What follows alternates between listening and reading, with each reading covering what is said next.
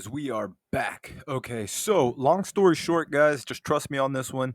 If you are in it for the long haul, so to speak, and you are interested in your Comptia Security Plus certifications, get your A plus first. There's a lot of reasons why you should get your A plus first. Perhaps maybe I'll make a video on that, but I don't want that to be the highlight of this video. The highlight of this video is actually going through the certification exam core 1 objectives. So as of right now, the core test is actually the 220 1101. Remember, in order for you to receive your CompTIA certification, you need to pass two exams. One is primarily hard drive, or rather hardware, and the other one is what would be considered software. Obviously, they intermingle, and there's a lot of information that is switched between those two, or not necessarily switched, but intermingle with those two. But nonetheless, guys, what we're going to go ahead and focus on is the exam objectives. We're not going to tackle all of them all today. What we're going to go ahead is literally break them down into bit-sized pieces so we can go ahead and believe it or not, I do these videos for myself so I can have some type of study material, build my portfolio, and if I can go ahead and help somebody out there along the journey, even better. Okay, so nonetheless, guys, just keep in mind there is going to be 5 subject matters with regards to what would be the course objectives: mobile devices, networking, hardware, virtualization, and cloud computing, hardware and networking troubleshooting. I highly recommend you go to the Comptia website and you download the course objectives. There should be no reason why you can't pass your there should be no reason why you can't pass your exam when they're literally telling you this is what you need to know in order for you to pass your exam. Okay, it's not like it's out of the blue. They're literally telling you in black and white, or I guess in white and purple, hey, this is what I want you guys to go over. The only thing that we're not going to be able to tackle here is actually going to be the 1.1. The reason why we're not going to be able to tackle the 1.1 is, one, it's going to be very difficult on my end to go ahead and try to demonstrate this. However, I will say this: go get yourself some old hardware. If you can get it for free, if you can get it for cheap, and literally start tinkering with it. Take it apart. Figure out how the hard drive goes in. Figure out how to take out the RAM. Figure out how the power supply. Go wire the power supply. Rewire the power supply. That way you can go ahead and have hands on. This is probably I think that this potentially could be a limiting factor for a lot of people, because they're not like, hey, I don't have 10 laptops that I can work on, and I can see that being an issue, but nonetheless, there's a lot of classes that you can go ahead and take physically within your local community that can offer this. So I highly recommend you look into that. But nonetheless, let's go ahead and focus on what we can focus on. First is going to be the 1.2. Okay, so today what we're going to go ahead and talk about is we're going to compare and contrast the display components of mobile devices. Okay, we're going to go ahead and master this. That way we could go on and go to the next thing. And we're just going to tackle each and every single one of these one by one by one by one, so we can go ahead and make sure that we passed our exam, because at the end of the day, we want to make sure we become A plus certified. So let's go ahead and get into our presentation. Once again, we are focusing on objective 1.2: compare and contrast the display components of mobile devices. What is a mobile device? Your laptop, the tablet, the phone, those are all considered mobile devices. A server on a rack, not considered a mobile device. Your desktop computer, a big bulky box looking thing, not considered a mobile device. But nonetheless, we're going to go ahead and focus on a lot of the objectives here. And I always like to go ahead and think of what would the exam ask, or even better yet, what would a person on asking me questions for an interview ask? Or maybe if I'm working on a help desk, what would they ask me? Thinking about what questions would they ask, knowing the material, will give you an advantage when you are taking the exam, because it gives you that perspective of, hey, what could they potentially ask if I based upon this material. So for 3 questions, some of you guys might even know the answer to these. If you don't worry, by the end of this video you would know the answer to these. Okay, which LCD would you recommend for gaming? Which LCD would you recommend for graphic design? Which LCD would you recommend for the average end user? Okay, so Which LCD would you recommend for gaming? Which would you recommend for graphic design? And which would you recommend for the average end user? Okay, so first things first, let's talk about LCDs. What is an LCD? An LCD is basically a liquid crystal display. Okay, the LCD is an acronym and it stands for liquid crystal display. There's a few different types of LCDs, but for all intents and purposes, we're going to focus on three: IPS, in plane switching; TN, twisted pneumatic; VA, vertical alignment. Okay, and we're going to go ahead and talk about each and every one of those. So, IPS, once again, stands for in plane switching. So, the use cases for this would be professional photo, video editing, graphic design. So, if you have somebody that says, hey, you know what, I do a lot of video editing, or hey, you know what, I'm a professional graphic designer. What type of monitor would you recommend, or what type of LCD would you recommend, or what should I get? Okay, and you would say, hey, you know what? You should get an in-plane switching LCD. In-plane switching LCD has extremely high color accuracy, and it helps with regards to the best viewing angles. Okay, so remember our questions. Which LCD would you recommend for graphic design, video editing? Okay, IPS, in plane switching. Okay, let's go to the next one: twisted pneumatic. So the use cases for the twisted pneumatic would be competitive gaming, okay, stock market, where response times are critical. So if you have a professional gamer, or if you like gaming or what have you, and you want to have the best gaming experience, you are going to want to have a twisted pneumatic LCD. Why? What's the benefit of a twisted pneumatic LCD? It is a fast response time. The response time is faster on a twisted pneumatic LCD compared to that of an IPS or that of a VA. Okay, so as you guys can see, the different technologies go ahead. It's a little bit of give and take, but when it comes to twisted pneumatic, it's giving better response times. Might not have the best color contrast, and it might not have the best viewing angles or the best color accuracy, but at least it's giving you a faster response time. Let's go to OLED. Actually, this is a little different. This is actually the newer technology, which wasn't necessarily part of the LCD, but nonetheless, we'll come back to this one. What we really wanted to talk about was VA, vertical alignment. Okay, so vertical alignment is the third component of the LCD. Remember, we said that for this case, there's three types of LCDs. We have our IPS, in plane switching. We have our TN, twisted pneumatic, and now we're talking about our VA, vertical alignment. So use cases for this is general use, high contrast. Okay, so the highlights of this is a budget.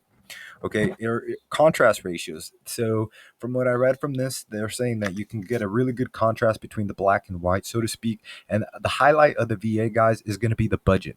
Okay, some people might not say, hey, I do general multimedia, so on and so forth. I'm your average. I just need this for work. I don't need anything fancy. I just want to make sure it works. Okay, so it doesn't seem like you need to spend the extra $300-400 on an LCD. You just want something run of the mill, then we would recommend a vertical alignment LCD. Okay, let's go back to this one, which is actually the newest technology. And OLED, which stands for organic light emitting diode. Okay, so the use cases for this, like I mentioned, it's newer technology. With newer technology, guys, you know it's going to be a little bit more expensive, or a lot more expensive, depending on the technology. So the highlight of this, guys, with the OLED, the difference between this and the LCD is that the organic light emitting diode, okay, it has no backlight. Okay, where on the other LCDs you would technically need an inverter, which we'll get into, but the OLED, organic light emitting diode. So remember, your OLED is going to go ahead, it's not going to necessarily use a backlight, so to speak. Okay, and that is the newer technology, which brings us to word of the day. All right, guys, you guys already know with every presentation, I try to focus on word of the day, where we go ahead and we focus on learning and in increasing our vocabulary when it comes to the technology field, so we can go ahead and be better equipped, have more vocabulary on our arsenal, and if we're asked questions and whatnot, we can go ahead and give a better response.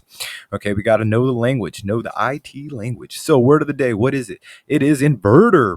Okay, inverter, guys. So an inverter, okay, is basically what we were talking about. So as you guys can see, I even have a picture here. So right where it's literally labeled LCD inverter, okay, that is going to go ahead and provide the backlight. Okay, so the important thing about an inverter that you should take away is that it switches DC to AC. Okay, DC stands for direct current, AC stands for alternating current. So basically, if you don't know, now you know your laptop is powered by DC. Okay, however, in order for the backlights to go ahead and be lit, they need AC. Henceforth, you need an inverter. Okay, so this is an important part of the inverter is an important part of the LCD map, so to speak. And I have I did a quick little copy and paste, guys, because sometimes people might come up to you and say, hey, my screen's not working, so to speak. This would be a good time. I don't want to read this completely for the interest of time, but this would be a good time for you just to pause the video and try to go ahead and read this. But nonetheless, it gives you a quick little study guide, so to speak, or a quick little test to figure out, hey, why is the LCD bad, or is it the actual screen, or what's going on? And you guys can go ahead and, like I said, feel free to pause and read this. That way you can go ahead and have that in your mind. But just remember that the inverter is an extremely important part of the LCD, and it switches DC power to AC power, hence the word inverter. Okay, so mobile display components, Wi-Fi antenna connector slash placement, camera, webcam, microphone. A lot of this, guys, I'm going to be honest with you, I'm kind of going through this really quick. This is something that potentially, if you can't find your webcam on the laptop, that's something that I would highly recommend you look at your user's manual.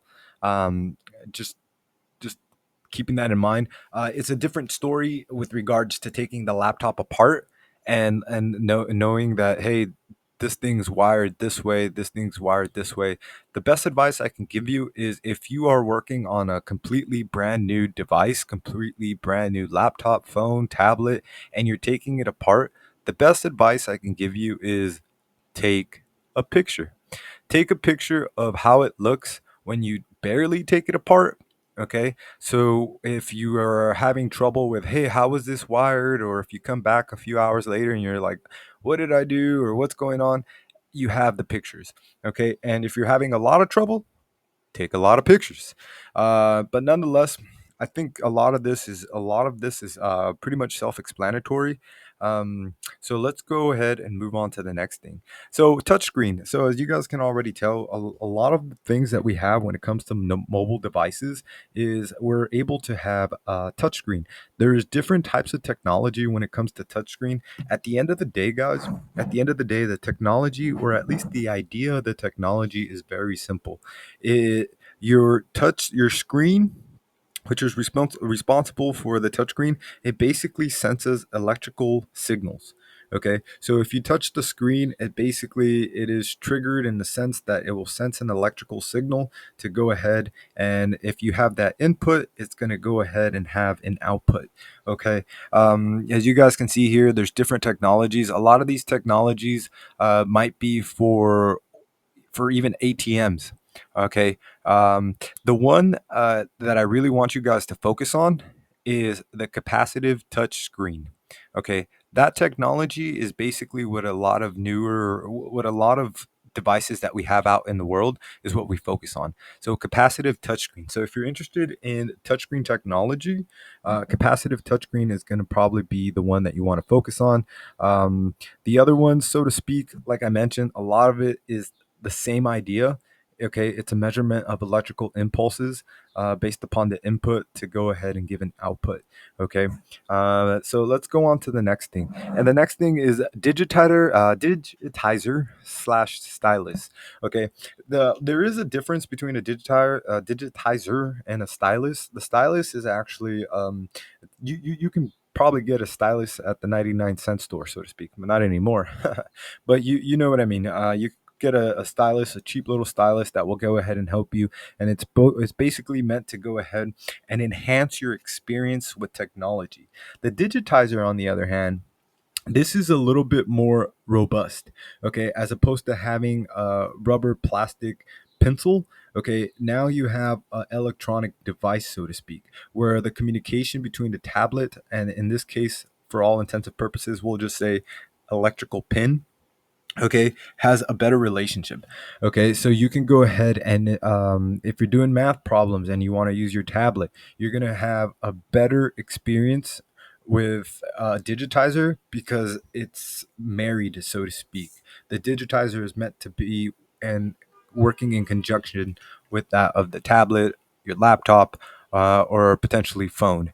Okay, so just keep that in mind when it comes to mobile devices. If someone says, hey, I really want to have, I really want to focus on going ahead and writing equations on my tablet, but it's very hard to go ahead and use my finger. Yeah, get a digitizer.